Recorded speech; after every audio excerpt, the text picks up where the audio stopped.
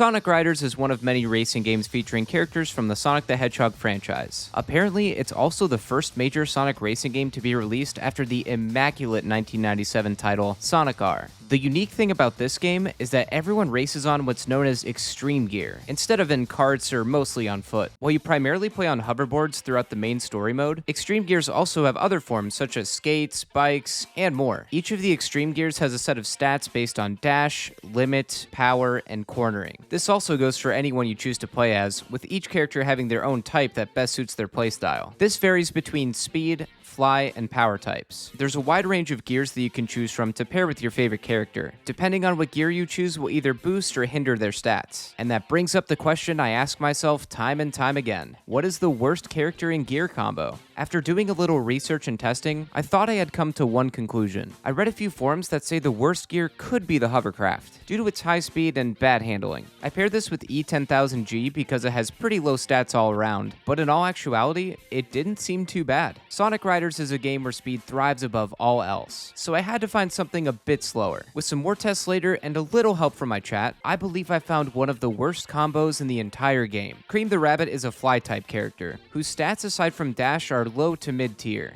When selecting the Cannonball gear, Cream's stats change from this to this. Now, Cannonball, when paired with those who can use it, will do this. So why Cream? Well, I based this on Cream's lower stats and the fact that she's not a speed-type character. I'm not exactly sure if that has an effect on anything outside of what shortcuts you can use in the tracks, but when I tried Cannonball with Amy and Sonic, who are speed-type characters and received no stars with this equipped, they were able to hold their own against the other racers far better than Cream could. This also seemed to be the case for other characters as well. Upon coming to my own conclusions, this was a perfect match for a challenge run. So let's see if you can beat Sonic Riders using only Cream the Rabbit and Cannonball.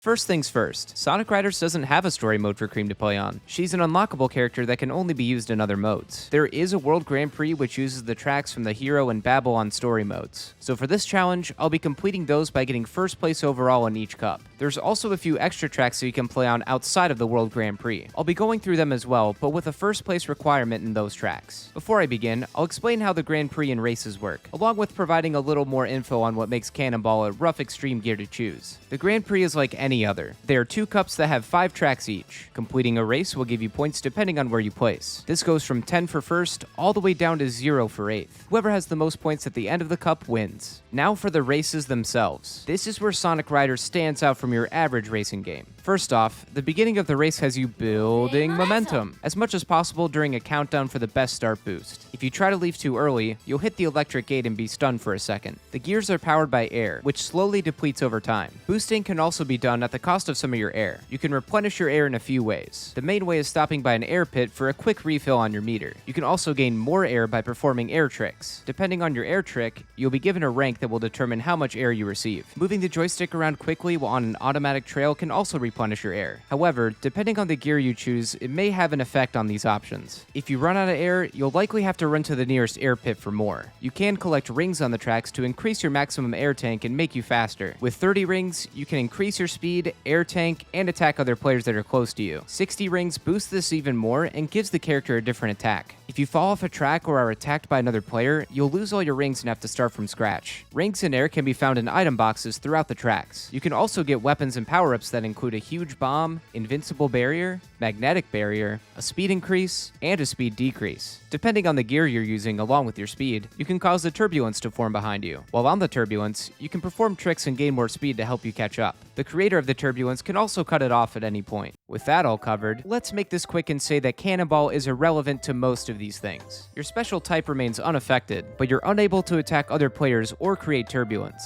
This leaves you wide open to pretty much everything, but you can't use these tiny little boosts for free every few seconds at no cost of your air. That's really the only benefit to this gear, if any at all. Just some bare bones supersonic racing. I began the challenge with the Hero Cup, with the first race starting at Metal City. I had Sonic Riders as a kid and played the heck out of it, but at this point in my life, I was unaware of the smackdown I'd received with this loadout.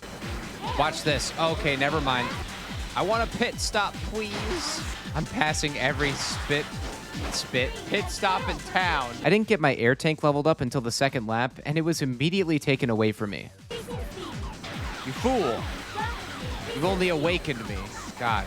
Wait, I lost my level for what? For eating a beetle?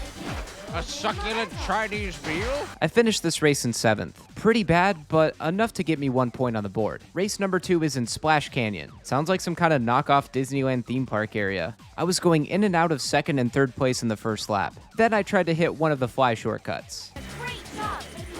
You stupid. Oh, Cream the Rabbit, why? Yeah, I didn't take the time to learn how to use this. Yet. This little continuous blunder of turning the game on and not learning how to play it properly would land me in 6th place. Baby steps. The 3rd race is an Egg Factory. This track has a ton of sharp turns to make, which thankfully aren't too hard to pull off. And thank God, some relief. In the 2nd lap, I was running short on air and ran out for the first time. The last lap was uneventful, for the most part. I thought they said Cream is going to die. I fell really far behind again and got another 7th place finish. Not doing great so far, but also not in dead last either. On to Green Cave. At this point, I knew my goose was cooked from this Grand Prix, but I had to get familiar with these tracks for the inevitable grind ahead of me. This track is a race throughout a bunch of trees and plants. It also has quite a few areas for you to fall off and lose all your rings. Cream's not building momentum. Cream is still not building momentum. It's here that I would finally nail a flight shortcut on a total fluke. At the time, I thought you had to charge a jump to use it. Silly me. I'd also run out of rings for the 2nd time and struggled to get to an air pit. I have nothing. No, get me off. Not like that. Get me off of this thing. It's not Cream's fault. I just suck at air and ring management. I got 8th place on this one. It was a rough track to go through for a newbie like me. The final track in the Hero Cup is Sand Ruins. And don't you worry, it will live up to that name. The start of the track branches off into a few different paths that all lead up to a big jump to the next portion of the race. Then there's this sandy cliff that I could never seem to get across without falling down. The last section of the Sandy Ruins branches the paths off again for each character's type. I nailed the flight path and had a time preparing to launch off for the start of the next lap. Laps 2 and 3 were meh. I'd end up placing 5th for the race and last overall, scoring a measly 7 points. This was going to be a long one. And before anyone gets mad at me, yes, I know it's because I'm not very good at the game, but at the same time, this gear is just so incredibly slow. Any whoopsies have to be few and far in between. Collecting rings was also a bit of a challenge too. I felt like the hit detection for them was just ever so slightly off. Maybe it's just me. Probably is just me. My next go at the Hero Cup would see improvements. I made far less mistakes in Metal City and almost got 3rd place, until Eggman said otherwise. I'll have to give myself a promotion! Come on, Cream the Rabbit! I still ended up in 4th though, which was a decent start. I followed up great in Splash Canyon too. This time, I properly used the flight shortcut, which, surprise surprise, helped out immensely. No silly antics or jokes here. I stayed focused and secured 3rd place. Egg Factory would be a different story. I did incorrectly time that jump. Me. I suffered another drop after that one, rightfully claiming my spot in last place. By this point, I was in 6th place in the Grand Prix, not terribly far behind from 3rd. If I could pull off a 1st place finish or two, a victory would be in the bag. That is, unless I'd be off to a horrible start in Green Cave. Yeesh. That is such a horrible thing to say. They said Cream is off to a horrible start. That had to be some wicked foreshadowing. I'd get 7th here, but did find a 100 ring box along the way. Of course, this placement sealed my fate, and I went into Sandy Ruins with only the hopes of receiving a participation trophy. I didn't do well. In the last lap, I was about to take wing and fly into 4th place, until I missed one of the boosts, and accidentally turned myself around near the end. I got 7th and ended up in last for the Grand Prix once again. By this point, I knew most of the mistakes that I was making and how to fix them. Keep my ring count healthy, utilize shortcuts more often, and not hitting walls or falling off cliffs. You know, learn the actual game instead of charging through without reading the enclosed instruction book. So practice and practice I did, resetting Metal City until I got it right. Soon enough, everything would start coming together.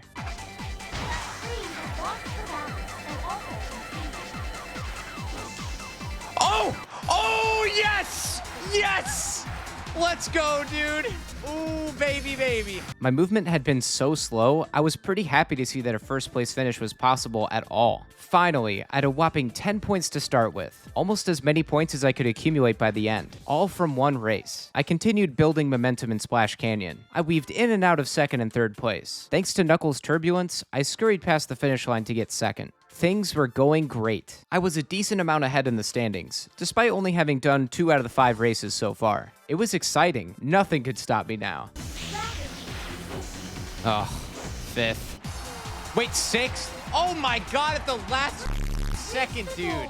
No way. Yeah, that sucked. Can't say it was too surprising though. I bumped into so many walls and hit a ton of those Eggman's robots. It was only natural that my precious 5th place spot would be stolen right from under me. I was still in 1st place overall, but my position was hanging on by a loose thread. With 2 races left, I had to lock in. Green Cave was surprisingly not as bad as my other attempts. The first lap I was in the top 3, then fell behind to 4th place, where I would stay for the rest of the race and finish in. Slowly, I was starting to get the hang of this track, but maybe that wouldn't matter. I still held the lead by 4 points. As long as I don't choke in the ruined sands, I'd be a-okay. Dude, I always fall down there. What the fuck is up with that? So annoying. Dude, I keep getting hit off of the... Come on. That's literally what destroyed this whole run. Nice. Good one, Knuckles. Good one, Knuckles. Yeah, so that didn't go as well as I had hoped. I still have no idea how or why I kept falling off the cliff over here, though I'm sure someone in the comments will point out my faults. This loss sucked. Only 5 points away from first. If I had just done a little better, I could have moved on. Oh well, back to start. My next attempt, I wasn't doing as good as before, but left Green Cave with 18 points in 4th place. This Grand Prix was so tight between everyone that 1st place wasn't completely out of reach. If I could just finish in 1st in the next race, it would guarantee I fell off the cliff again. This time, not even clearing the first jump. I don't know what it is about sand ruins, but it was ruining my life. I really needed to get it together. I had spent a few hours playing so far and still couldn't clear the first cup. Perhaps if I just shut up and played the game, I could win.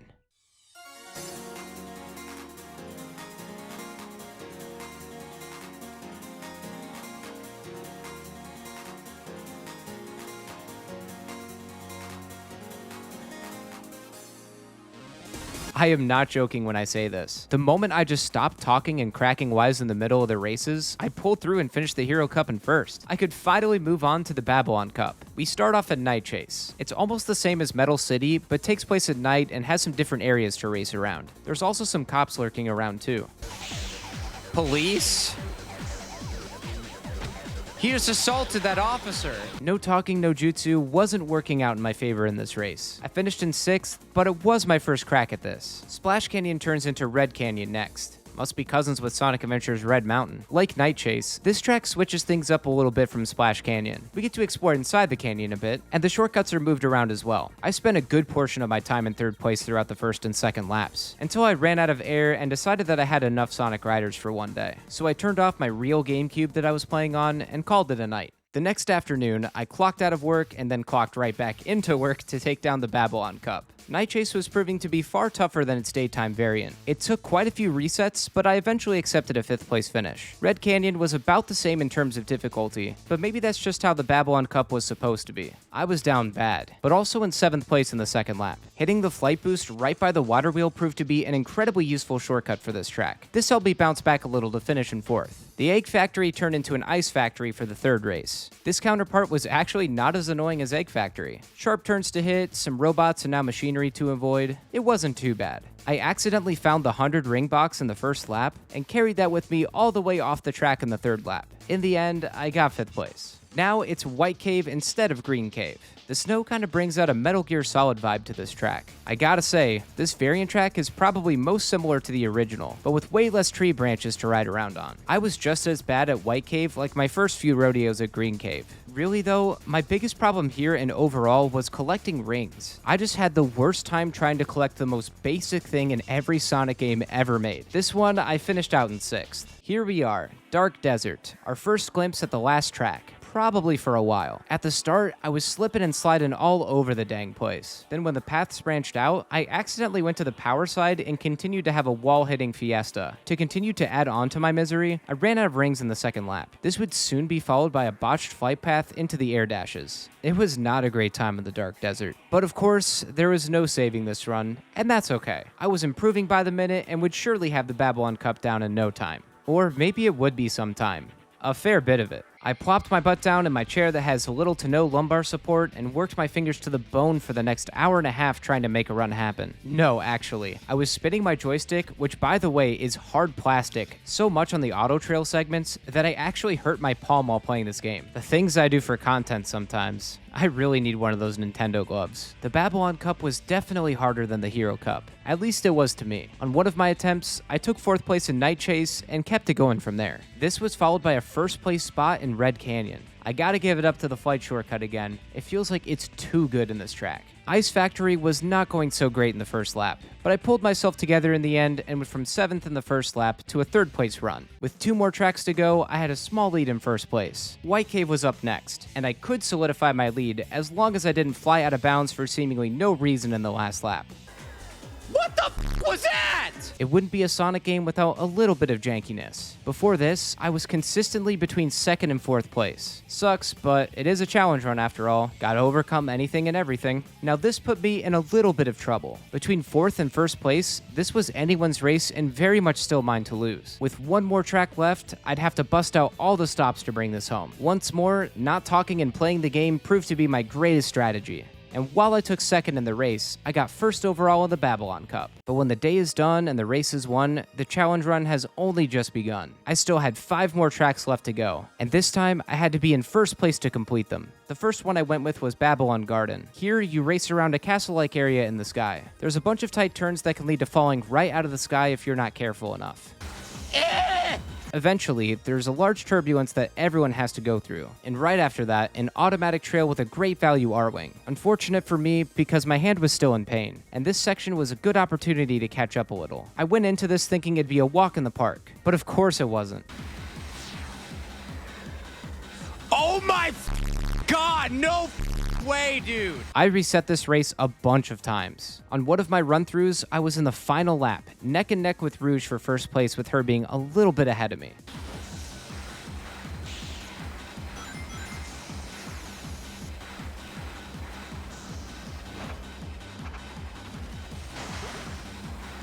Come on!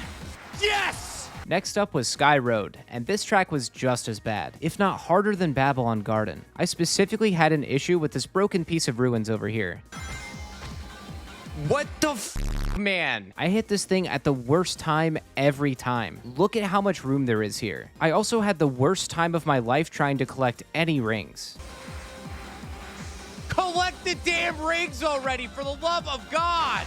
It felt like I repelled them in this race. I won this track by sheer luck. In the last lap towards the finish line, Wave was in the lead, took wing, and fell out of bounds. This put me in a place where I could pretty much win uncontested. Digital Dimension followed after, and it looked like it was straight out of Shadow the Hedgehog. You basically run through a literal hell, and early on you have to pass by this large ghoul. It's actually kind of spooky. I forgot how edgy Sonic games used to be. The race transitions into a more heavenly area, somewhat resembling Sky Road. And finally, you go through a digital tunnel because why not? I gave it the old college try a few times, but couldn't seem to do better than 3rd place on this track. By this point, it had gotten pretty late for me, so I called it there and got back to it the next day. This time with a hat on. A good night's rest worked wonders for me. It only took 2 tries and I made it happen. On the home stretch with 2 more tracks left. These ones are all Sega themed, which was a significant change up from the hellscape I just went through. Sega Carnival takes us all throughout a bunch of different franchises. As you pass through the different areas, you'll hear a little song or chime from each game.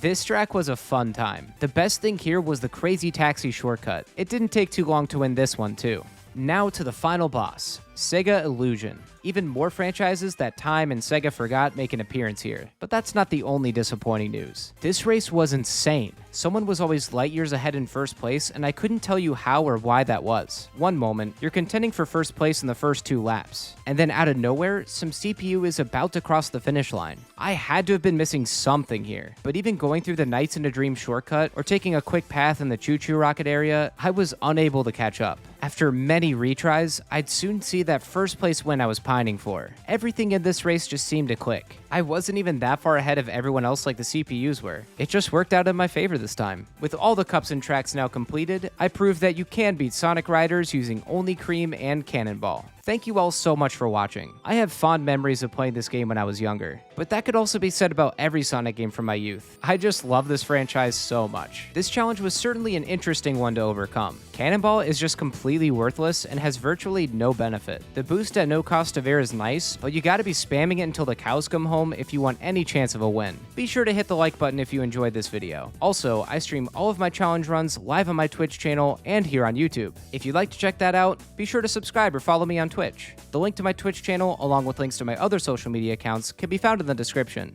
If there's a challenge run you'd like to see, you can also check out the description for a direct link where you can submit your ideas. Thanks again for watching, everyone. See you in the next video.